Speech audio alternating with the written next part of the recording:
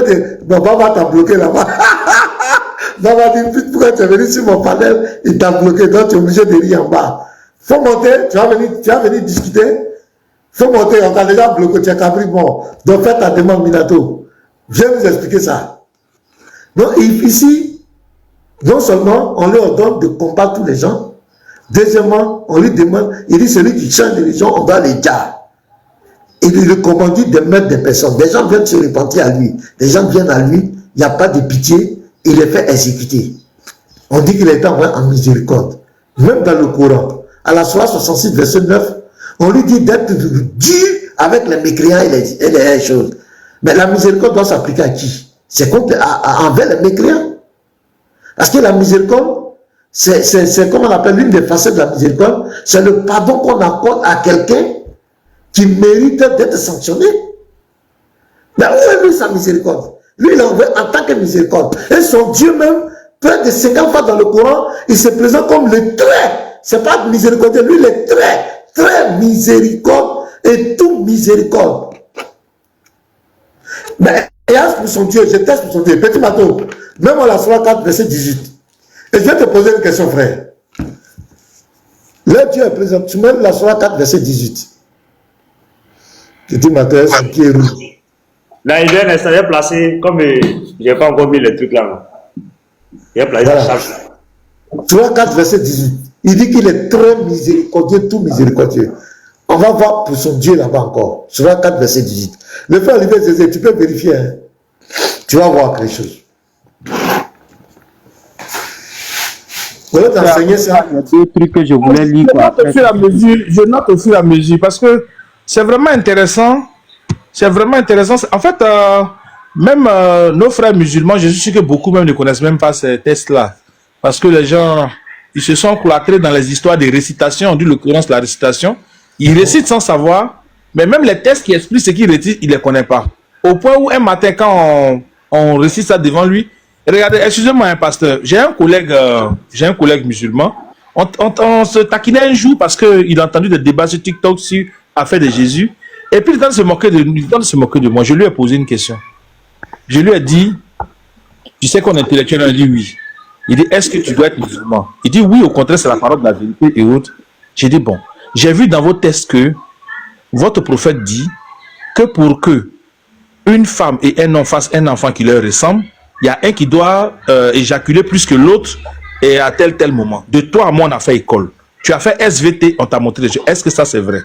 Il dit non, c'est côté des hadiths, là, il ne croit pas à ça, machin. Vous voyez, dès que je lui ai dit, il m'a dit non, ça, c'est des côtés des hadiths qu'il ne croit pas trop, les hadiths, là, même le saïd, mais il ne croit pas à ça. C'est un peu comme quelqu'un qui a vu un fruit pourri. Au lieu de le jeter, il veut quand même grignoter quelques petits morceaux qu'il trouve encore propres. Vous voyez, non? Donc, il y a plein de choses comme ça. Il y a plein de choses. Bon, je vous laisse avoir démonstration d'abord. Le collègue se couche dans une autre bouillante. L'ange de la mort, Moïse a boxé l'ange de la mort, il a cassé son œil.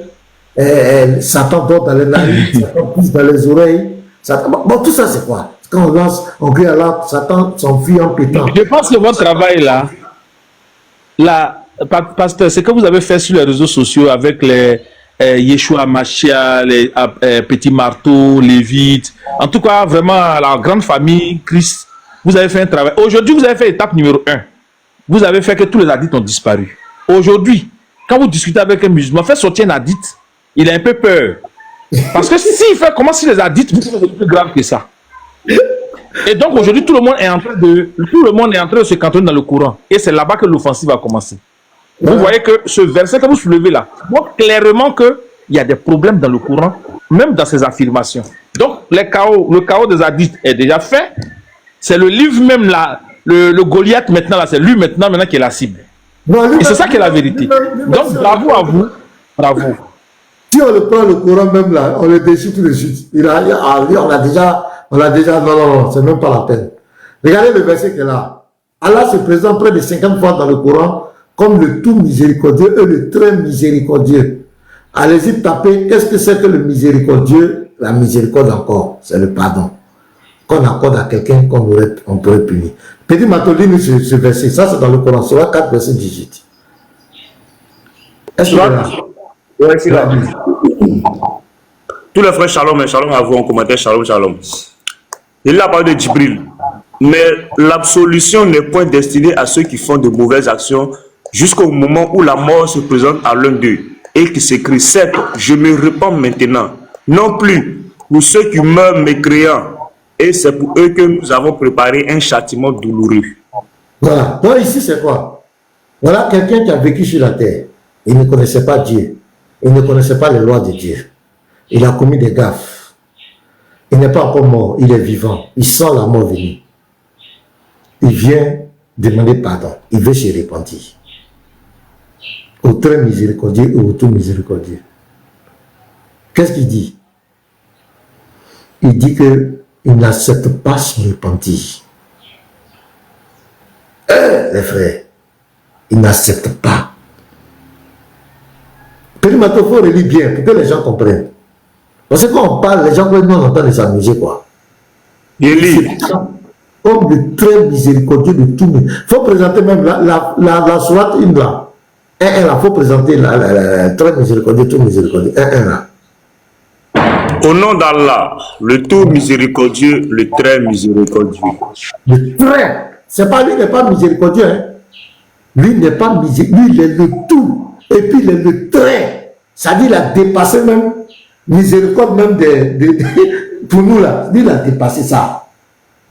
Maintenant, on va voir si ce qu'il dit. C'est du vantardisme. C'est du vantardisme. Il dit des choses, mais quand on vérifie, c'est pas ça. Maintenant, mets le verset là encore. Donc, on est parti sur cette base. Très miséricordieux, tout miséricordieux. On va aller maintenant sur cette base. Relis ça encore, petit bateau, tranquillement. Soit 4, verset 18. Soit 4, 18 ans. C'est là, on doit voir si tu es miséricordieux. C'est là le test. Donc, on a testé Mohamed, ça ne tombe pas. Voilà le Dieu qu'on teste ici. Dieu aussi, ça ne tombe pas. Il y a des versets qu'on doit effacer dans le Coran. Vas-y. Mais l'absolution n'est point destinée à ceux qui font de mauvaises actions. Jusqu'au moment où la mort se présente à l'un d'eux et qui s'écrit, certes, je me répands maintenant. Non. Il dit non. Pour ceux qui meurent mécréants. Donc il dit non. Il n'accepte pas le repentir de cette personne. Il n'accepte pas. Hein? Parce que prends le repentir du brigand à la croix, on voit les deux miséricordes là. Qui est miséricorde? Voilà. Le brigand à la croix, Luc 23, verset 43. C'est qui m'appelle?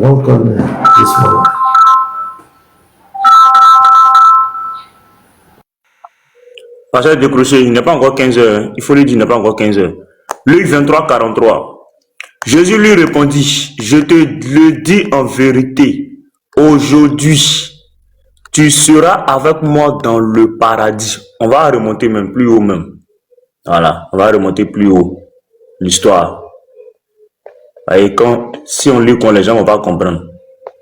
Pourquoi Jésus a dit, tu te répondis. Voilà. Les soldats aussi se moquaient de lui, s'approchant de lui, présentant du vinaigre. Ils disaient, si tu es le roi des Juifs, sauve-toi toi-même. Il y avait au-dessus de lui cette inscription, celui-ci est le roi des Juifs.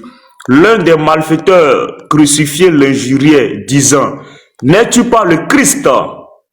Sauve-toi toi-même et sauve-nous.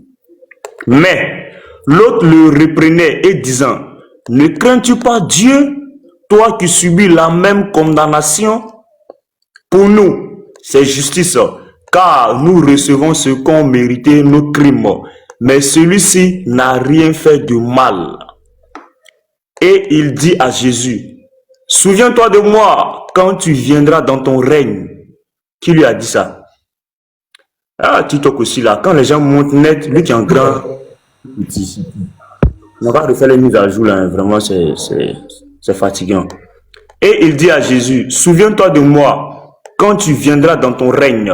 Jésus lui dit, je te le dis en vérité, aujourd'hui tu seras avec moi dans le paradis.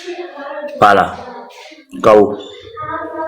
Voilà la miséricorde. C'est ça qu'on appelle la On va miséricorde. ajouter Jean 8 aussi. Le Parce que brigand, Jean 8 aussi met en exergue une femme qui a été prise en flagrant délit d'adultère. Et on a Oui, vu la oui, réaction de oui. Jésus aussi. Jean 8 aussi. donc vous voyez, comment on appelle? Voilà le gars, un brigand. Il a passé toute sa vie. Il a fait du mal, il a fait tant. Il mérite l'enfer. Il mérite d'aller de l'autre côté. Mais voilà qu'on lui fait grâce. Voilà l'expression de la miséricorde. Donc eux là, la miséricorde là, c'est quoi? Est-ce qu'ils savent ce que c'est que la miséricorde? La miséricorde, c'est quoi? Et hier, dans le débat d'hier, parce que tu as dit qu'en islam, même la repentance, là, tu es puni d'abord avant qu'on te pardonne. Il a répété dans la vidéo est là. Tu vois? C'est terrible. Non, c'est vrai, là, c'est mon plaisir. Ils ne savent pas ce que c'est qu'une miséricorde. Or, nous, c'est ça que nous, on débat. Ils ne savent pas ce que c'est qu'une miséricorde. Tous ces cas-là, tu vas combattre les gens. Le Lévite, est-ce que le Lévite est descendu? Il allait montrer le midi là, où il a fait couper les mains, couper les jambes des gens. Ça dit, lui là, il n'y a pas de miséricorde. Je l'ai dit comme ça, hein, j'ai ça, je l'ai dit. Ok, ben. Il est bugué là, il est bugué. Mais vas-y, il peut présenter, il n'a qu'à présenter, il n'a qu'à présenter.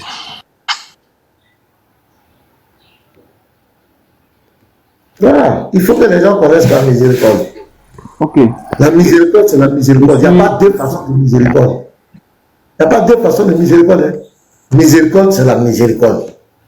Voilà. Vas-y. Je suis dans le tome 5, toujours de Mouata de Malik. On verra un cas aussi pratique d'adultère. Après ça, par rapport au débat d'hier, là, je vais vous montrer la manipulation des patriotes. Donc après ça, je vais vous montrer la base, frère. Après ça, ok. Hadith 6. Abu Huraira et Zaïd ibn Khalid al-Junaï racontent que deux hommes plaidèrent devant l'envoyé de Dieu. Décide entre nous, dit l'un d'eux, d'après le livre de Dieu. Le second, plus au courant de la loi que le premier, dit: très bien, ô envoyé de Dieu, décide entre nous d'après le livre de Dieu, c'est-à-dire le Coran, mais permets-moi de prendre la parole le premier. Parle, dit le prophète. Mon fils, reprit le second personnage, était employé chez ce monsieur avec la femme duquel il a forniqué. On m'avait dit que... Il y a du bruit chez quelqu'un. Testament, est-ce que tu peux te muter parce qu'il y a du bruit là. Muter, voilà. On m'avait dit que mon fils devait être lapidé et je l'avais racheté de cette peine moyennant 100 moutons et un esclave. Alors j'ai consulté les gens de science qui m'ont dit que mon fils méritait 100 coups de fouet et un exil d'1 an et que la femme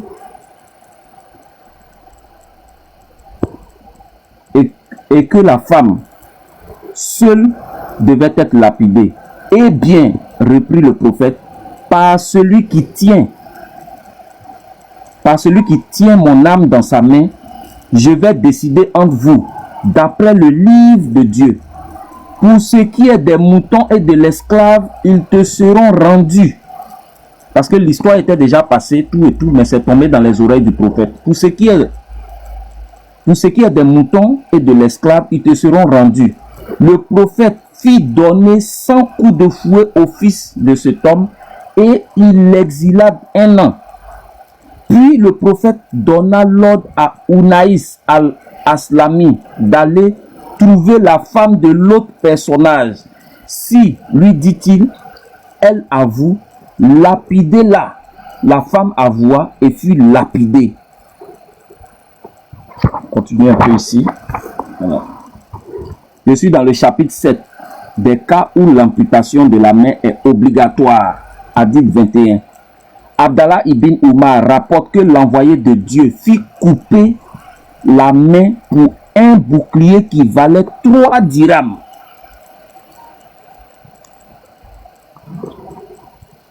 Je continue. Oh. Mais ce dernier, il n'a rien à voir avec la miséricorde. Lui, c'est un appliquant de la loi.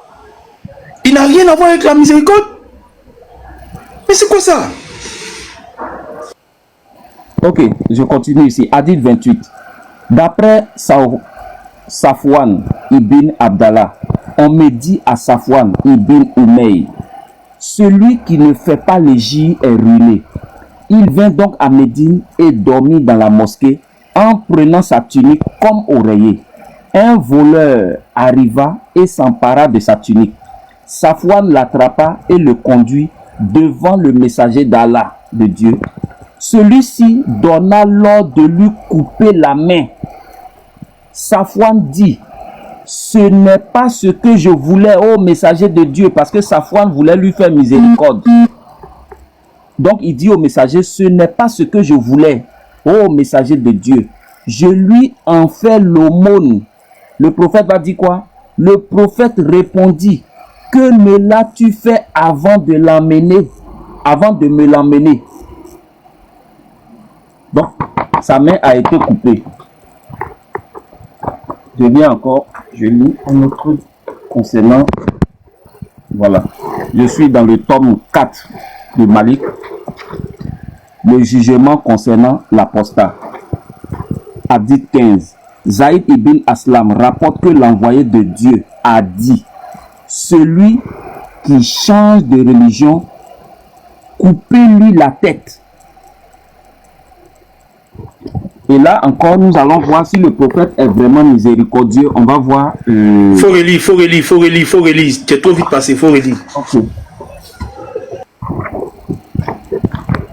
Hadith 15. Zaïd ibn Aslam rapporte que l'envoyé de Dieu a dit: celui qui change de religion, coupez-lui la tête.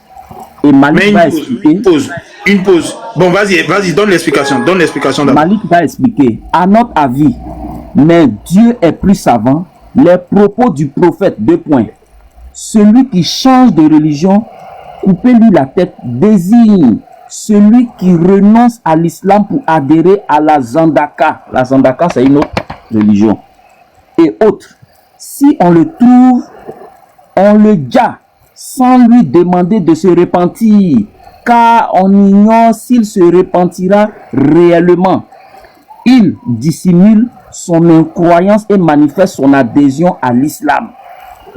Selon moi, on ne doit ni lui demander de se repentir, ni accepter ce qu'il déclare. En revanche, si une personne renie ouvertement l'islam au profit d'une autre croyance, on doit lui demander de se repentir. Si elle refuse, elle sera mise à mort. J'estime que si un groupe de gens se trouve dans cette situation, on doit les inviter à l'islam et à la repentance. S'ils s'y conforment, on acceptera leur repentir. Sinon, on les jette. À notre avis, mais Dieu est plus savant. Le prophète ne faisait référence ni à celui qui délaisse le judaïsme pour le christianisme, ou inversement, ni à la personne d'une autre religion qui y renonce au profit de l'islam. Mais il voulait parler de l'individu qui abandonne ouvertement l'islam pour embrasser une autre croyance. Mais Dieu est plus savant. Donc je finis ça et puis je présente. Donc en fait le frère, non attends, en fait c'est clair même. Non mais franchement je tombe des nues. Les frères, pardonnez, dites quelque chose parce que je sais pas si on a compris la même chose que le frère a lu, mais vraiment, mais quelle cruauté, quelle abomination, à cause de mon choix qui est personnel. Je décide de partir, je décide de ne plus continuer avec vous, je décide de ne plus marcher avec vous à cause de mon choix. Tu vois, mais déjà. Mais est-ce que ceux qui y rentrent là, est-ce qu'ils sont au courant de ça? Est-ce que ceux qui y rentrent là, ils savent ça? Parce que le jour, vous allez décider de vouloir sortir, voici la sentence. Voici la sentence qui vous y attend. Voici ce qui vous attend. Lorsque vous déciderez un jour de vouloir quitter, c'est-à-dire que vous rentrez jusqu'à votre mort. Maintenant, la miséricorde là, lui qui est venu en tant que miséricorde là, sa miséricorde est où? Ôter, enlever tête de quelqu'un, c'est-à-dire séparer sa tête de son corps. Ça, c'est ce que vous voulez nous inviter à aller faire. Mais c'est cruel. C'est cruel, le mot. Non mais c'est sans état d'âme, sans pitié. Où est la miséricorde ici? Où est la miséricorde? Donnez-moi la miséricorde ici dans ce texte qu'on vient de lire, dans l'explication. Donnez-moi la miséricorde, aucun brin de miséricorde, aucune pitié. C'est dit que tu bouges net, on t'allume. Ouais, Allah ne peut jamais être Dieu, le frère. Il peut jamais être Dieu. Continuez, s'il vous plaît. Ok, merci. On va voir la conversion de l'oncle du prophète. Voilà. S'il était vraiment miséricordieux, on va voir la conversion de son oncle Abou Sofiane. Si Abou Sofiane a été converti par la force des épées ou par la force de la prêche. Je suis dans le Nectar cacheté. Voilà. À la page 608. On va voir la conversion de Abou Sofiane. Le lendemain, le prophète s'adressa à Abou Sofiane en ces termes. Malheur à toi, n'est-il pas enfin temps pour toi de témoigner de l'unicité de Allah? Abou Sofiane répondit, puis-je sacrifier pour toi mon père et ma mère? Combien tu es magnanime, généreux et respectueux des liens de parenté. Si Allah avait des associés, il m'aurait été de quelque secours. Le prophète dit, malheur à toi, n'est-il pas enfin temps pour toi de témoigner que je suis l'envoyé de Allah? Abou Sofiane répondit, puis sacrifier pour toi mon père et ma mère. Combien tu es magnanime, généreux et respectueux des liens de parenté. Quant à cela, il subsiste en moi encore quelques doutes. Parce que Abou Sofiane doutait, il n'était pas encore convaincu qu'il devait embrasser l'islam. Donc c'est pourquoi il dit ici, quant à cela, il subsiste en moi encore quelques doutes. À ce moment, à cet instant, Ibn Abbas lui dit, malheur à toi, soumets-toi, témoigne qu'il n'est de Dieu que Allah et que Muhammad est le messager de Dieu avant que ta tête ne roule par terre. Il prononça alors l'attestation de foi. Donc, l'oncle du prophète Abou Sofiane. D'abord, relis la partie encore. Relis la partie encore. Ok. Tout ça, relis la partie encore. D'accord. Il dit quoi ici? Ibn Abbas lui dit, malheur à toi, soumets-toi, témoigne qu'il n'est de Dieu que Allah et que Muhammad est le messager de Allah avant que ta tête ne roule par terre. Il prononça alors l'attestation de foi. Donc voilà comment Abou Sofiane s'est converti à l'islam. Ouais. Le très miséricordieux, le tout miséricordieux. Avec son prophète envoyé en miséricorde. C'est extraordinaire. Donc permettez, je vais mettre un petit bonus dessus, s'il vous plaît. Voilà. Allons-y. Voilà, je suis dans la chronique de Tabari. À la page, moi je dis que le prophète, il n'a jamais été prophète, c'était un chef de guerre. À la page 450. On dit quoi ici?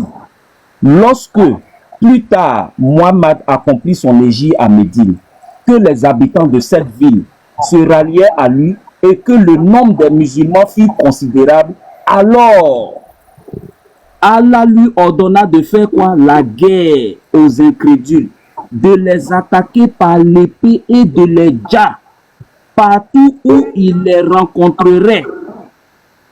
Tiens. Mais ça confirme le Sahel Bukhari 25. Ça confirme ça. Ça confirme ça. Ah. Ok. Donc c'est clair, les frères. Il lui ordonna alors l'action violente. Non, c'est faux. C'est faux. Il lui ordonna la miséricorde. Non, c'est la miséricorde. Mais moi, je lis miséricorde. Il lui ordonna la miséricorde violente. Je mets un petit truc dessus et puis bon, je vais laisser la parole, excusez-moi. On dit quoi? Les premières expéditions du prophète, page 476. Lorsque le prophète eut quitté la Mecque, les infidèles s'écriaient, nous en sommes débarrassés. Mais le prophète ne les laissa pas en repos. Allah lui donna la liberté des entreprises guerrières et lui donna de prendre l'offensive. Quand il arriva à Médine, il reçut le verset suivant. Dja, les infidèles, où vous les trouvez, faites-les prisonniers, assiégez-les, mettez-vous en embuscade contre eux. Sourate 9, le verset 5.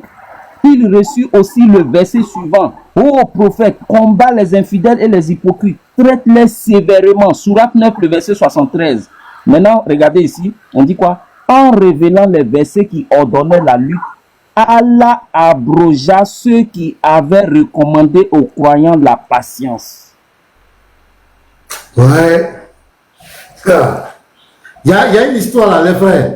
Il y a une histoire où il allait faire la guerre quelque part, il a déjà tout le bon. Les Banu Koraïza, attendez, je lis, c'est les Banu Et puis il y Koraïza. avait une femme là-bas, et puis on dirait quelque temps après. J'ai la réponse de la référence qui vient de lire là. Pasteur, pardon, avant qu'il quitte là, c'est qui vient de lire là, j'ai bien cette référence. C'est Chronique de Tabari, à la page 476. À quelle page?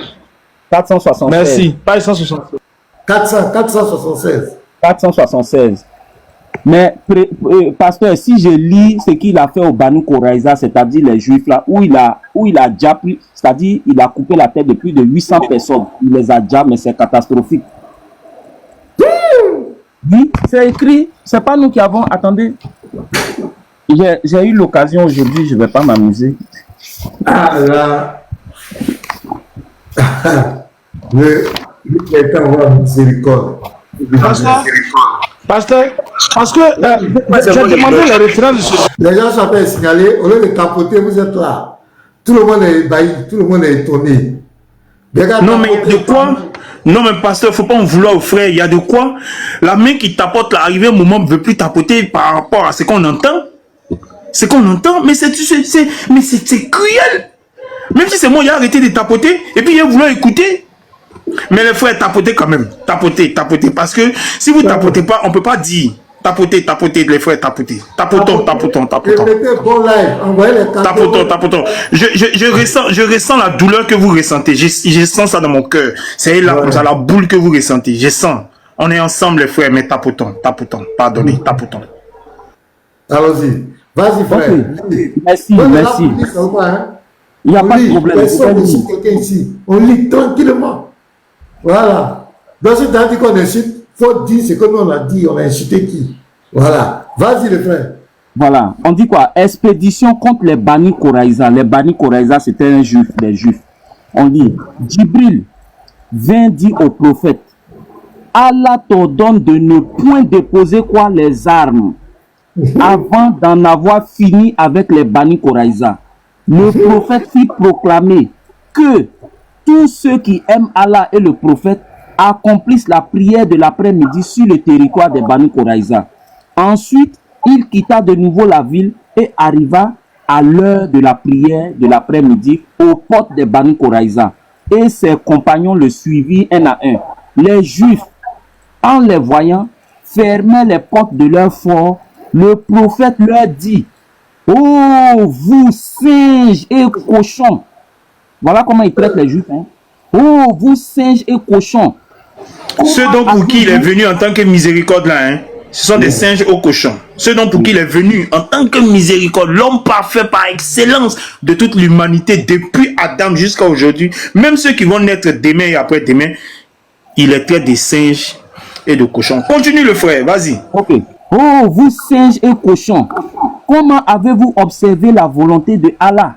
Les Juifs répliquèrent, oh Mohammed, tu ne nous as jamais ainsi insultés. Pourquoi le fais-tu aujourd'hui? Et écoutez ce qu'il dit, c'est Allah qui le fait.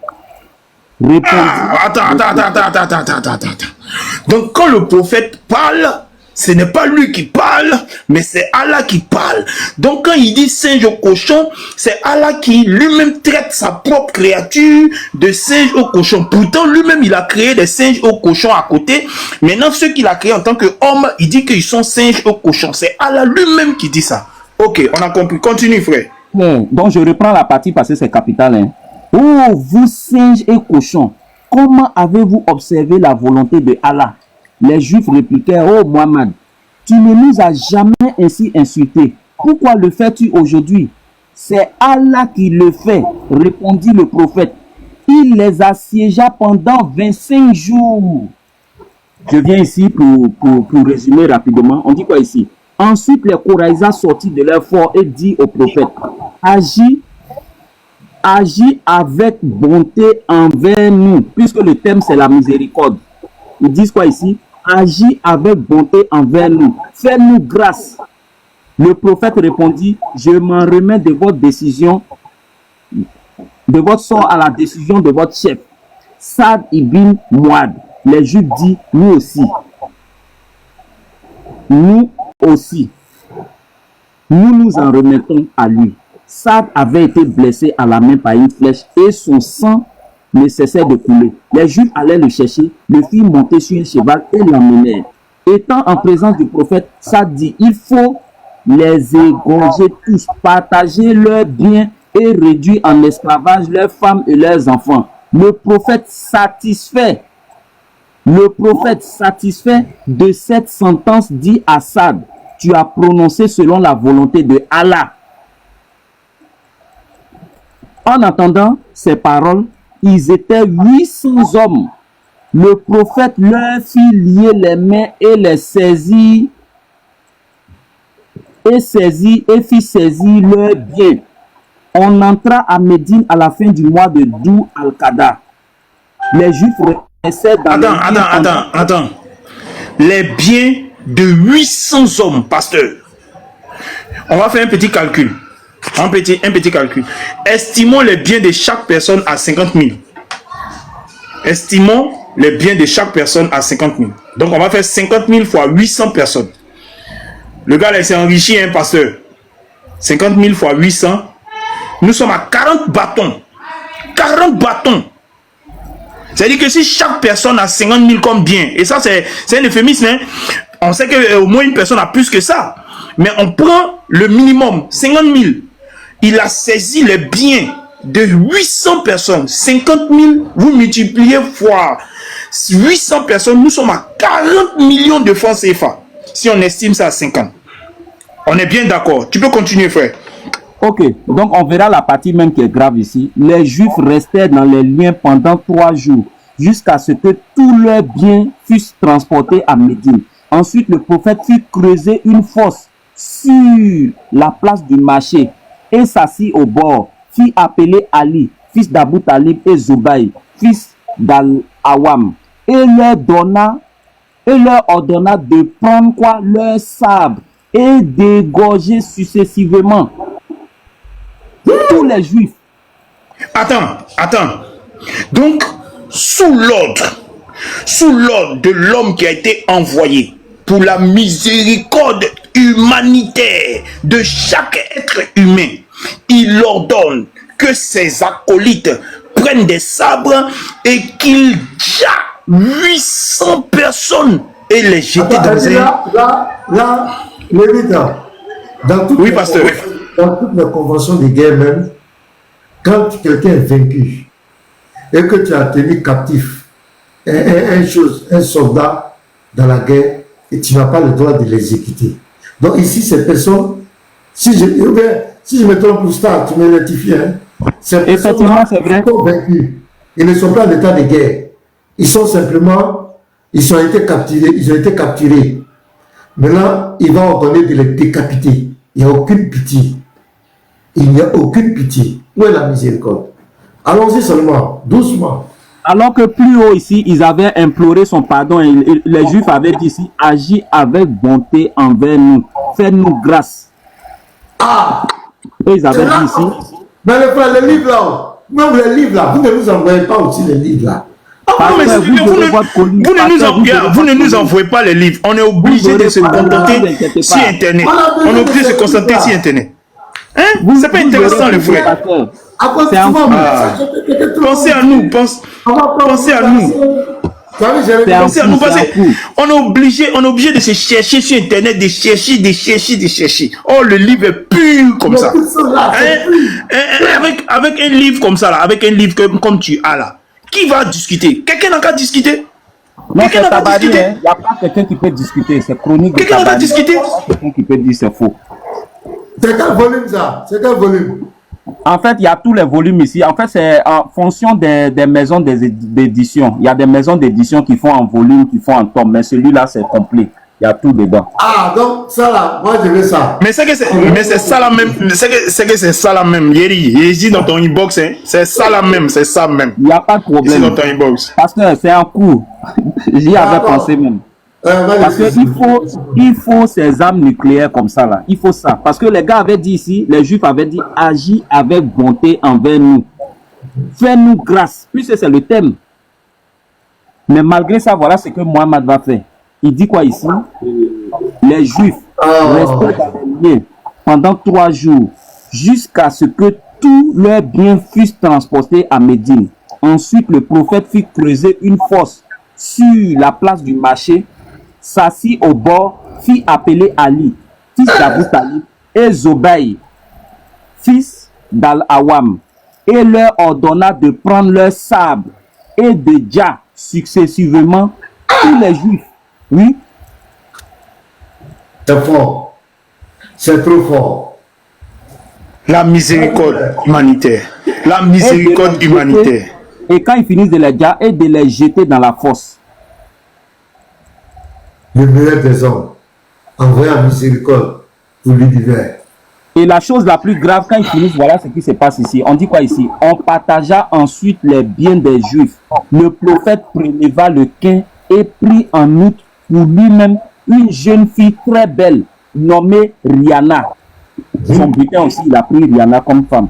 C'est ça là, c'est ici là, non? C'est ça là, il a couché avec elle là. Non, c'est pas elle, c'est Safia. Si vous voulez, je peux lire l'histoire aussi. Où il a Voilà, moi je veux ça, moi je veux ça aussi pour Safia. Ok, attends. Parce que la bonne là, vous allez comprendre. Moi, c'est livre là, je veux. Moi, c'est livre là, je veux. Tiens! Non, Attends d'abord, livre là, c'est ça, je veux. d'abord, aïe. Attends, on finit de lire. C'est-à-dire que s'il a eu ça, là, les musulmans sont morts. Le Lévi, il traîne dans tous les palais. Bonjour, ce matin je suis là. Là. Cette partie là. Vas-y. L'histoire là où il a tué la table, mais il ne s'est pas empêché de gérer la fille là. Le livre, attends, frère, le livre là, c'est cher. Le livre est cher. Non, c'est pas cher, c'est 38 €. Ah, c'est pas cher, c'est pas cher. 38 €. Tu as vu, non? Dans les gars, sciencés, hein, sciencés. Le livre là. Comment tu peux demander, on fait quoi ça? Oh, toi, tu fais rire. Toi, tu sais quelle question ça là? Ah, là, Ça, la moyenne, ça. Oh.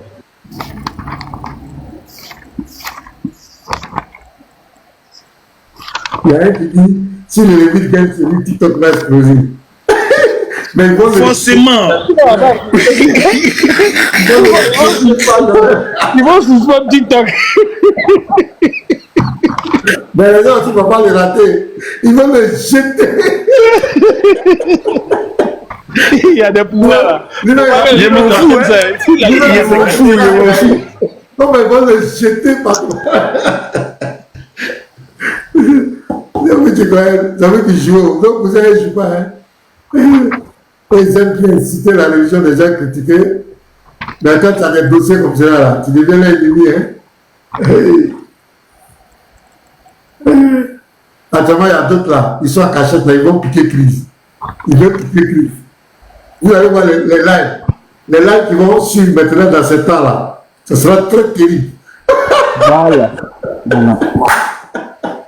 Pardon, faut montrer la couverture là. On fait capture de la couverture du livre là. Les frères, faites capture. Les frères, faites capture du livre là, de la couverture du livre, s'il vous plaît. Je sais qu'on a fait fort. Merci le frère, merci. Ok. Aujourd'hui, je sens que ça pique fort. Mais nous, les non. Il n'y a pas quelqu'un qui a dit quelqu'un oublie ici, quelqu'un pédophile. Non, on lit. Lisez. Les frères, c'est ça. Lisez simplement. Voilà. Quand les petits mots là, quand on dit ça, c'est ça, il récupère. Et voilà, il incite. Non. Lis. Tout le monde tire la conclusion. Alors, c'est quoi là, chacun dans sa tête là-bas. J'ai vu d'autres qui a dit, moi je ne serai jamais musulman. Il a vu quoi? Est-ce que quelqu'un a fait un commentaire? Vas-y, frère, si tu trouves la liste seulement. Faut lire. En fait, c'était pendant l'expédition de Kaïba. C'était pendant l'expédition de Kaïba où il y a eu Voilà, la c'est ça. fille qui l'a empoisonné. La partie où il a gelé Voilà. la fille là. On dit Kinana. Kinana, c'est le mari de la femme. Kinana et sa femme, Safia, Voilà. qui, en quittant le territoire des Banu Nadir, étaient venus à Kaïba, tombaient entre les mains d'Ali, qui les envoyait sous l'escorte de Bilal auprès du prophète.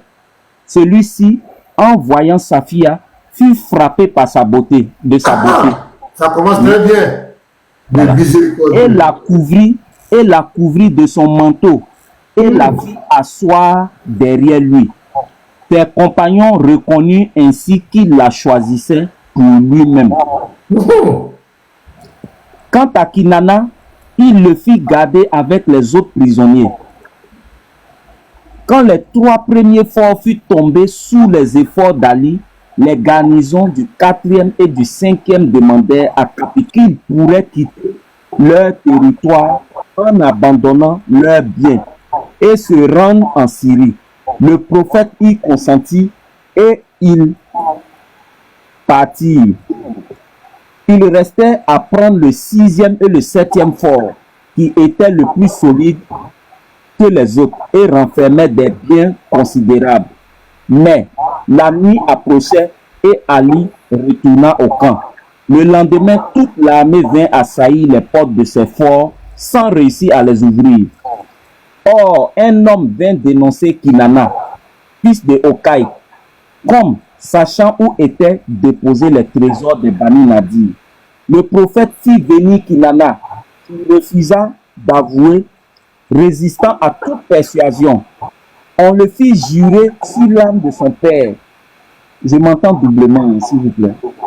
Mais, On tapote les gars, tapoter. Ils sont en train de signaler, tapoter. Attends, on va tapoter un peu. Allez, tapoter, envoyer les fleurs. or, un homme vint dénoncer Kinana, fils de Okaï, comme sachant où étaient déposés les trésors des Bani Nadir. Le prophète fit venir Kinana, qui refusa d'avouer, résistant à toute persuasion.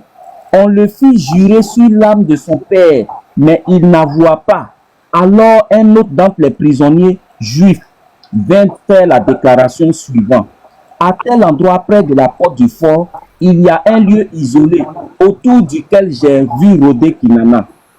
Quand chaque matin, le prophète ayant fait appeler Kinana et l'ayant interrogé en vain, lui dit: si je fais fouiller en cet endroit et que je trouve les trésors, je te ferai quoi? Mettre à mort.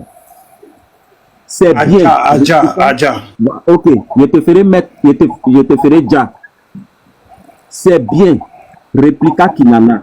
On fit des fouilles et l'on découvrit une partie des trésors. Kinana refusant de dire où était le reste, le prophète fit venir Zubeï, fils d'Al-Awam, et lui dit: interroge-le jusqu'à ce qu'il avoue ou qu'il dja. Zubeï lui lia les mains et les pieds, l'étendit par terre et lui mit sur le visage et sur la barbe de l'amidon enflammé qui lui brûla la peau. Kinana n'avoua pas. Zubeï, voyant que Kinana était près de mourir, vint avertir le prophète. Celui-ci lui dit de le livrer à Muhammad, fils de Maslama, pour qu'il le fasse dja en revanche de la mort de son frère Mahmoud, qui avait été dja à la porte du premier fort. Muhammad, fils de Maslama, saisit Kinana et le dja. Donc voilà l'histoire qu'elle a. Que Dja, c'est Dja seulement. Ouais, C'est Dja mais seulement. la partie où il a géré la fille là, c'est pas dedans. Il y a la partie où il a C'est ce que géré j'ai lu la au départ là. C'est ce que j'ai lu au départ. Non, mais il va, c'est pas en cours de route là, il va aller avec elle. Il va pas, la période, c'est-à-dire il va déjà, quand ils vont finir de gérer toute sa famille, il va déjà toute la famille. En tout cas, il y a des hadiths même authentiques clairs sur ça. En cours de route là. Et quand ils vont faire tout là, on dit la suite de l'histoire. On dit, il a eu des rapports avec la dame là. Il a eu des rapports avec la dame là. Vraiment, c'est... Maintenant, prophète, pasteur, vous avez déjà entendu la conquête ou bien la bataille de Badr, non? Bon, je ne maîtrise pas ça. J'ai entendu parler, mais je ne maîtrise pas. Voilà. Est-ce que vous savez la cause de la bataille de Badr? Non, je ne connais pas. La cause de la bataille de Badr, c'est parce que Muhammad coupait la route aux caravanes. En fait, c'était un coupeur de route. Attends, je montre ça rapidement et puis voilà. C'était un coupeur de route. Ce livre-là est terrible, hein? Oui. Voilà. Histoire du grand combat de Badr.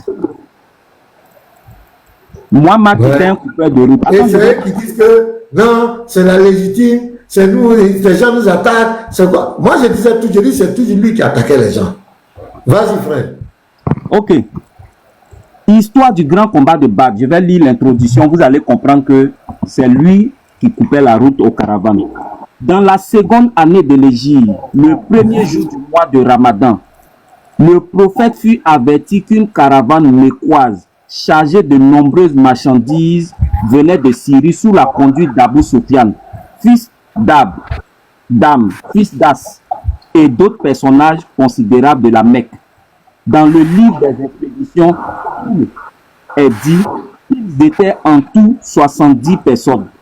Cette nouvelle fut apportée au messager par Gabriel, c'est-à-dire Djibril, qui lui dit: pars à la recherche de la caravane, elle passera près des puits de Badr.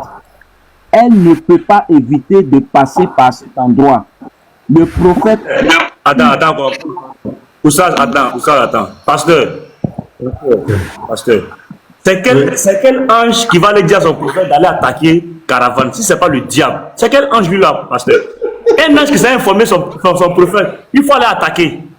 Elle passera près des puits de Badr. Elle ne peut pas éviter de passer par cet endroit. Le prophète fit réunir ses compagnons et donna l'ordre de partir dans le temps même du jeûne. Allah m'a promis, leur dit-il, de me livrer leurs biens, de glorifier. Allah m'a promis de me livrer leurs biens. Oui, je comprends. Vas-y. Voilà, de glorifier ma religion et de nous rendre de leur personne.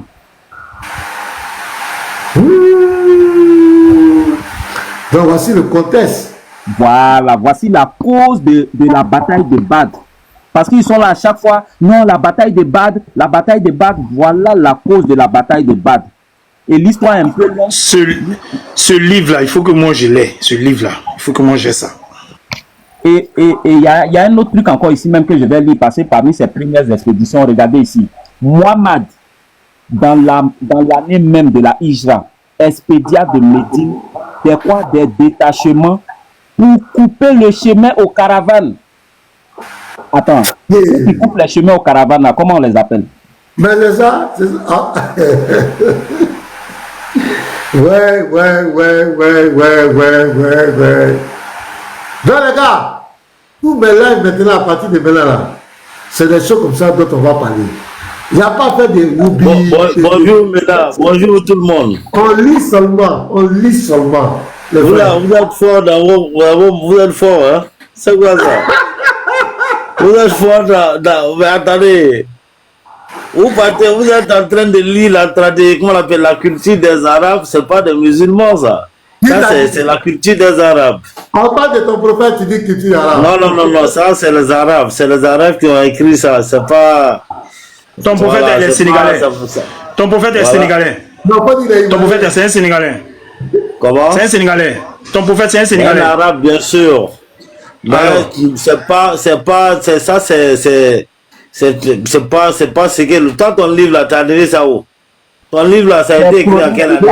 C'est chronique de Tabari. Tabari c'est qui? Toi tu connais pas Tabari? Ok, je vais te donner, je vais te rafraîchir la mémoire rapidement. Je vais te montrer quelque chose par A plus. Il raconte quoi même lui là? C'est moi qui ai muté.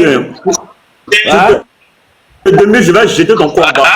Il dit, tu te démutes là, je vais mettre ton corps en bas. On n'a pas encore fini de lire. Il n'y a pas même jeté moi. Donc laisse le frère continuer. Il ne faut pas me descends, mais attends, je t'aide. Il ne faut pas te presser, je vais t'aider. C'est gratuit. Voilà. Frère, continue. Ok, Lui-même, merci. lui, il ne croit pas au hadith. Vas-y, Lui, frère. il est coraniste.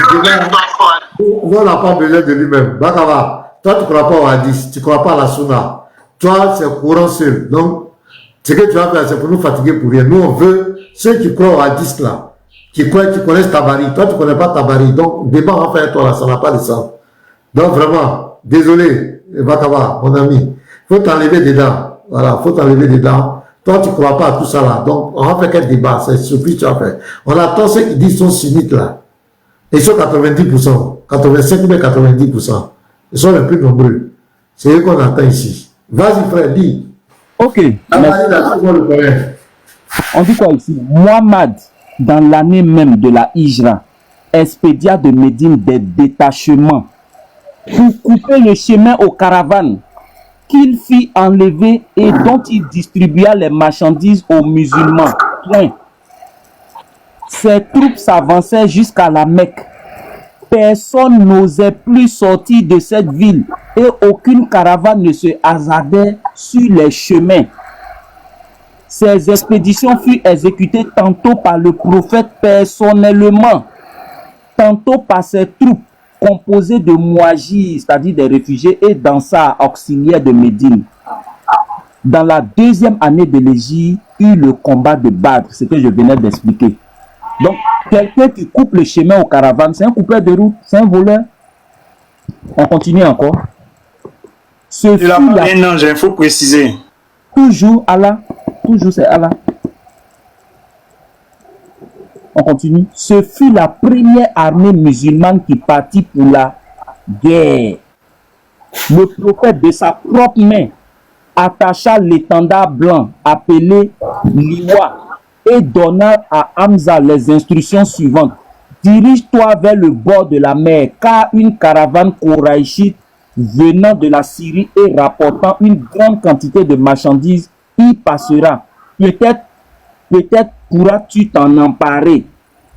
Hamza se rendit à cet endroit, mais la caravane qui était conduite par Abu Jahl avec 300 cavaliers était déjà passée et était entrée dans un grand village qui se trouvait de ce côté. Donc voilà qui est clair ici, le prophète c'était un coupeur de route. Si on se tient au test, parce que ici on dit qu'il coupait le chemin aux caravanes. Il avait un comportement de pirate. Donc voilà qui est clair. C'est clair, c'est clair, c'est clair, c'est clair. C'est dans ce même livre-là aussi qu'on vous explique la manière dont, c'est-à-dire les circonstances dans lesquelles il a pris la femme de son fils adoptif. Quand on vous récite cette histoire, vraiment ça fait pitié parce que le prophète désirait le mariage, il avait honte, tout est expliqué dedans.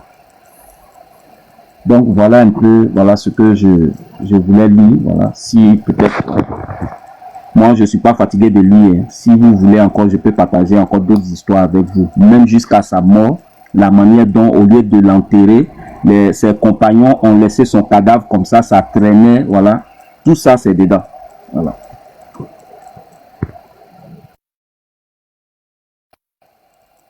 De continuer la lecture. Moi, je vais lire. Hein. Ok. On va voir les circonstances dans lesquelles le prophète a pris la femme de son fils, Zaïd. Il faut qu'on lise ça. Parce que ça, c'est important aussi.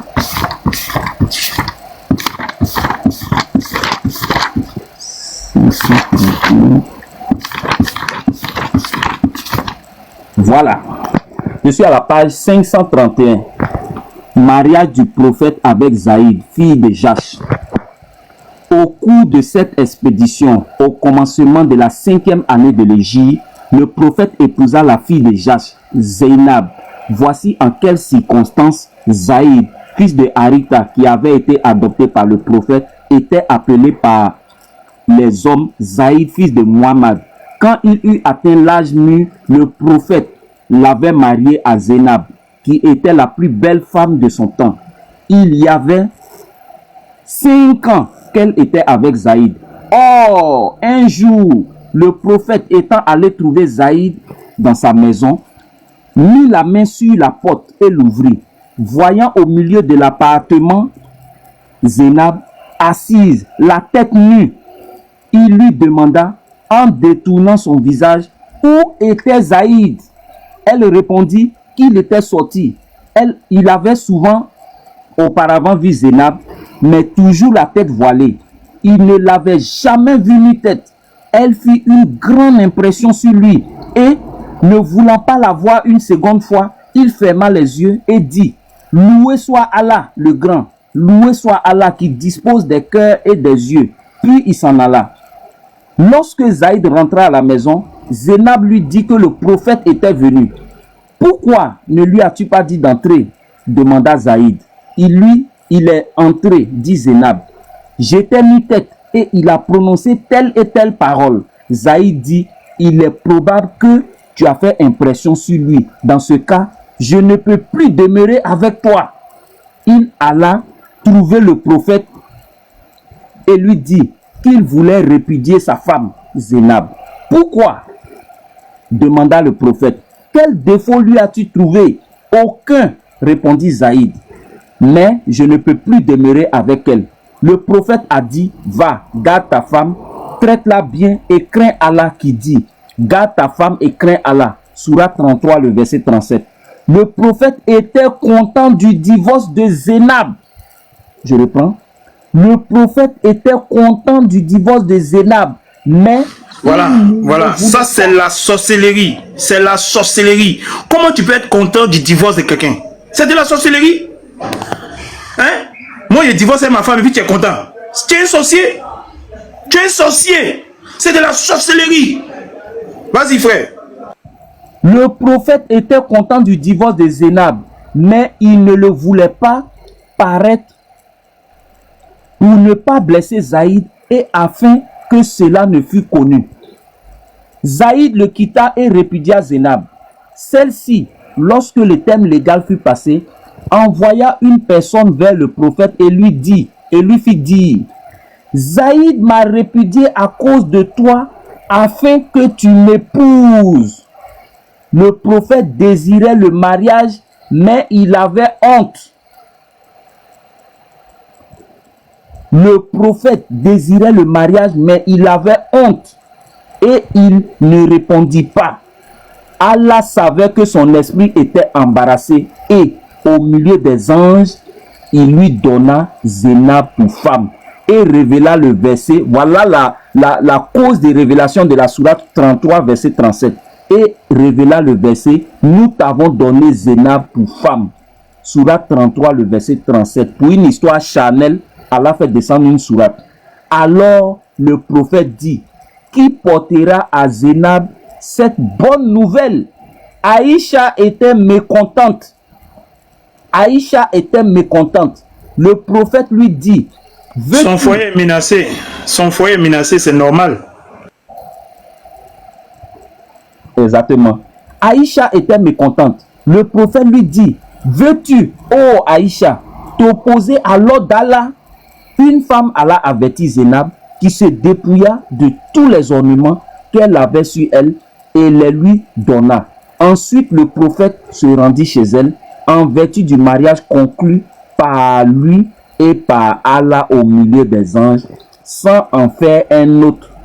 Comme il est dit dans le Coran: lorsque Zaïd a résolu de la répudier, nous l'avons mariée à toi. Donc voilà les circonstances dans lesquelles le prophète a pris la femme de son fils. Et c'est celui-là, on nous dit que c'est le meilleur des hommes. Pasteur, c'est de la sorcellerie. Comment quelqu'un peut être content du divorce?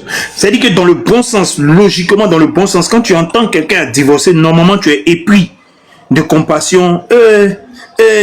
Tu as divorcé. Quelqu'un m'a dit simplement que je suis divorcé, mais je viens de divorcer. Logiquement, la première réaction, le premier sentiment que tu dois avoir, c'est d'être découragé, c'est d'être vraiment épris de compassion. Ça n'a pas marché.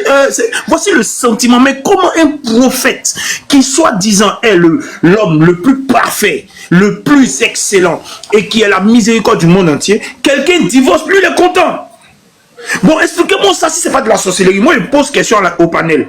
Si c'est pas de la sorcellerie d'être content du divorce de quelqu'un, c'est quoi? Expliquez-moi ça. Moi, je veux savoir.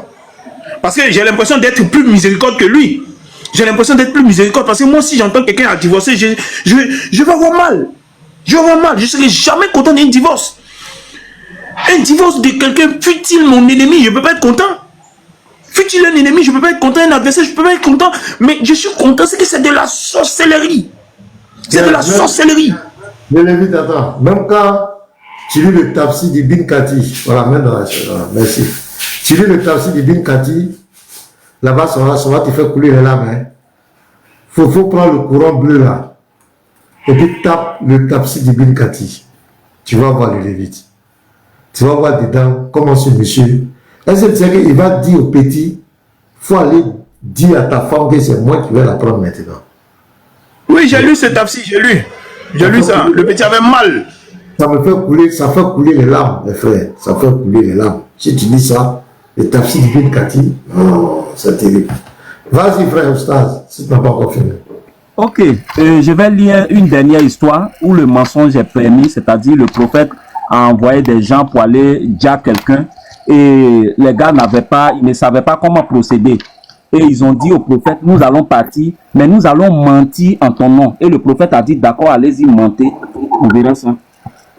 On appelle cette histoire-là le meurtre de Kab, fils d'Ashraf. Je vais pas tout lire, je vais couper voilà, certaines parties. On dit quoi ici? Un jour qu'il se trouvait au milieu de ses compagnons et que l'on parlait de Kab, fils d'Ashraf, le prophète se plaignit de lui et dit, qui donnera sa vie à Allah et tuera cet homme. Ouais, c'est le hadith qu'on a lu dans Bukhari 4037 là. C'est authentique, hein? Voilà, c'est ça. Exactement. C'est le même câble là, c'est l'histoire qu'on a lu au début là. Voilà. Voilà. L'un des Ansar nommé Muhammad, fils de Maslama, dit, moi j'irai et je vais le dire. Oh, apôtre d'Allah, le prophète le remercia vivement. Lorsque 3 jours après, le prophète vit qu'il n'était pas encore parti, il lui en demanda la raison. Muhammad répondit, oh, apôtre d'Allah, je n'ai pas mangé depuis 3 jours de chagrin. J'ai pris envers toi un engagement et je crains de ne pouvoir le remplir, car Kab est un homme très considérable et habite un château bien fortifié. Le prophète lui dit, essaie toujours, si tu réussis, tu seras béni. Si tu ne réussis pas, tu seras excusé. Il me faut, dis-le, pour cette affaire des compagnons. Il avait parmi les Ansar un ami nommé Sika, fils de Salama, qui nommé Abu Naïla. Il était le frère de lait de Kab. Celui-ci, chaque fois qu'il venait à Médine, descendait dans la maison de Simkan. Il lui montrait de l'affection et de la confiance. Muhammad, fils de Maslama, vint trouver Simkan, lui fit part des paroles du prophète et lui dit, si tu me prêtes assistance, je pourrai accomplir cette œuvre et très agréable au prophète de Dieu. Simkan consentit et dit, il nous faut encore d'autres compagnons. 7 Ansar se concertèrent ainsi et se mirent à délibérer de quelle façon ils exécuteraient leur dessein. S'étant mis d'accord, il vint avant de partir trouver le prophète au moment de la prière du coucher et lui dit, nous allons partir, ô apôtre de Dieu, mais il faudra que nous disions du mal de toi et de ta fonction prophétique. Le prophète les y autorisa, les accompagna jusqu'au cimetière nommé Baki al-Gakar. Puis il leur dit, allez au nom d'Allah et revenez aussitôt. Donc voilà le prophète ici qui accepte qu'on mente, c'est-à-dire on parle mal de lui et de sa fonction prophétique juste pour aller dire à quelqu'un.